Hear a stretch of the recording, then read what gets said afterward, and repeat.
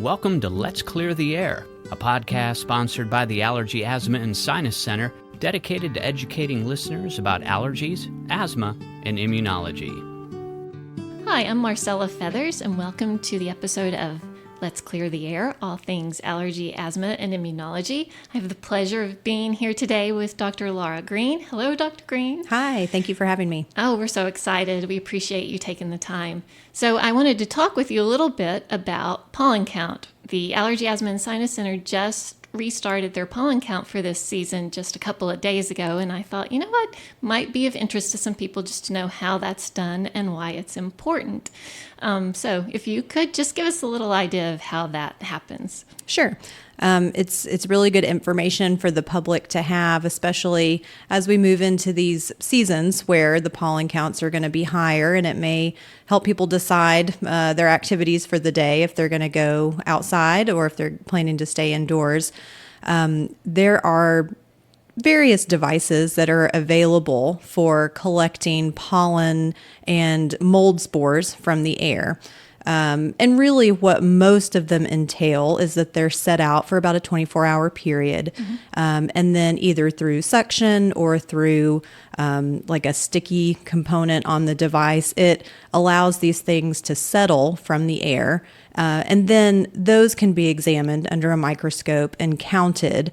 And then we have ways to generalize those in terms of something that's easy for the population to understand. So is it absent?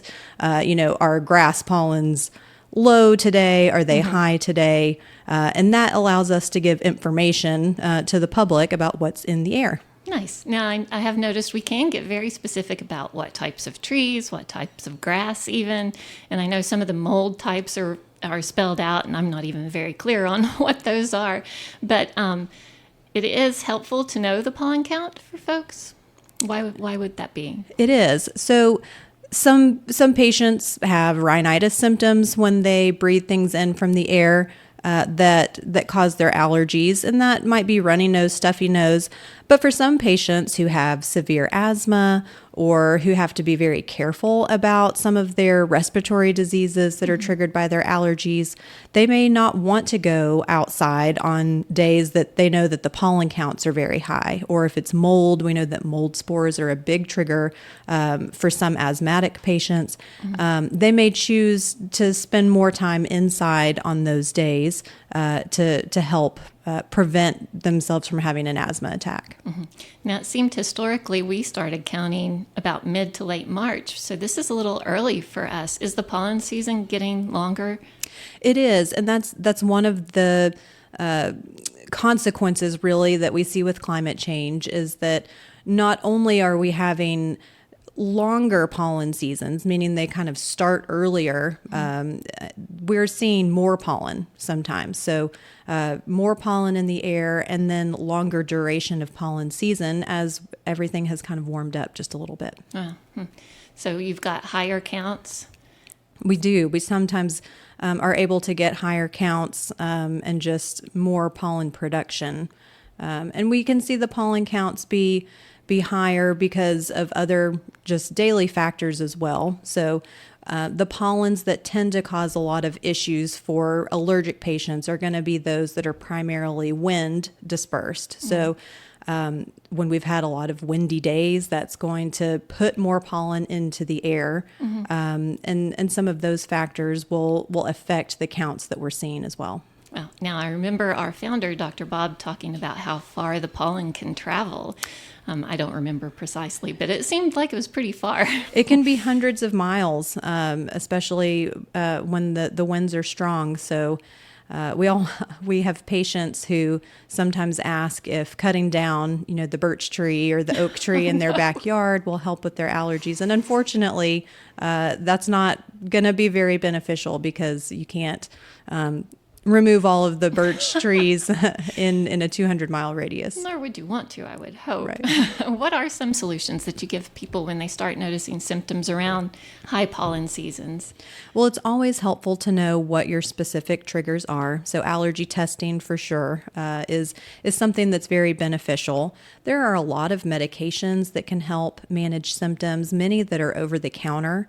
And having someone provide guidance as to what might be most helpful is something that can be offered.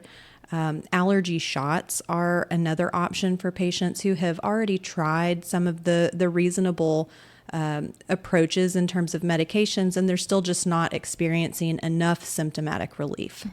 Because as we've said before on this podcast, over-the-counter medicines typically just mask the symptoms. Right. And for some patients, if they only have like a grass pollen allergy and it's a fairly short season of the year, they may elect to do medications because that's really all that they need for a short season. But for patients, especially who are polysensitized, here in this part of the country, our pollen seasons are long. So if you have pollens from all of the pollen seasons that bother you, that's really the majority of the year. And then year-round things like molds and dust mites, those will cause problems throughout the year. And I know folks can come into the Allergy, Asthma, and Sinus Center and be tested, and then know exactly what pollens to keep an eye out for. So then the pollen report or the pollen count can be helpful in that regard too. If they see, say, the birch tree pollen is high right now. Oh, that's what I'm allergic to. I need to maybe be a little more considerate of my symptoms or mindful rather. Correct. Exactly. That's nice. All right. Well, I appreciate you taking the time. I am going to ask one personal question. Why is it we constantly see mold in the pollen count? Mold spores are also going to be something that's a major outdoor allergen. Mold spores are very tiny, many that are on the order of about 2 microns in diameter.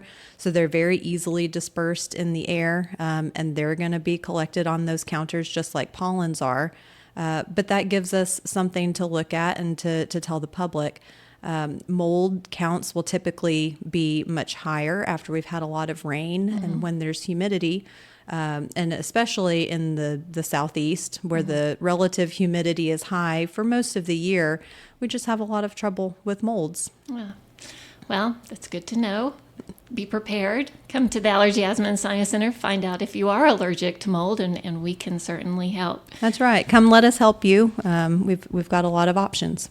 Excellent. All right. Thank you again, Dr. Green. I really appreciate it. Great. Thank you. That's it for this episode of Let's Clear the Air.